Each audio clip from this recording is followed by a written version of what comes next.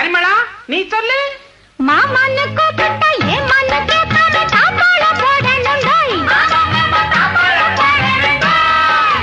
மானன்னு தேனின்னு மல்லிகை பூ வச்சு மாரோட சாய்க்கணும் டோய். ஆம்பளதான் பெத்துக்கணும், ஆரிரரா பாடிக்கணும், ஊருலகம் மிச்சும்படி வாணியென்ன வச்சுக்கணும். எல்லாம் சரி பரிமளா, முக்கியமான ஒண்ணு விட்டுட்டியே. எது? ஒரு வெப்பட்டி கிப்ப